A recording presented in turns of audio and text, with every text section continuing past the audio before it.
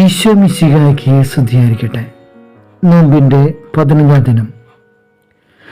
പരീക്ഷാകാലമാകുമ്പോഴാണ് നമുക്കൊക്കെ പഠിക്കുവാനായിട്ട് കുറേ കൂടി ഉത്സാഹവും തീഷ്ണതയും ഒക്കെ ഉണ്ടാക്കുക.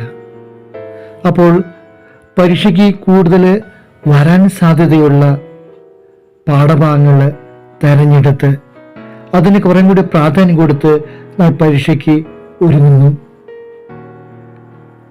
കൂടുതൽ മികച്ച വിജയം നേടാനായിട്ട് കൂടുതൽ നല്ലത് തിരഞ്ഞെടുക്കുന്ന ഈ കാലഘട്ടത്തിൽ ബൈബിളിൽ നിയമനം ചോദിക്കുന്നുണ്ട്, ഏറ്റവും സുപ്രധാനമായ കൽപ്പന ഏതാണ്? നിന്റെ ദൈവമായ കർത്താവിനെ പൂർണ്ണഹൃദയത്തോടെ സ്നേഹിക്കാനും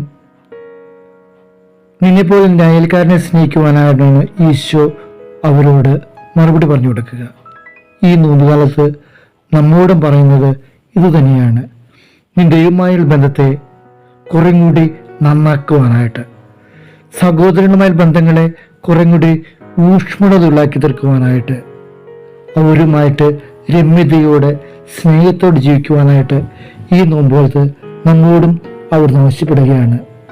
അങ്ങനെ ഈ നോമ്പുകാലം കുറേ കൂടി സ്നേഹത്തിൻ്റെ കൽപ്പനയുമായി ജീവിക്കുവാനായിട്ട് നമുക്ക് പരിശ്രമിക്കാം. നന്ദി.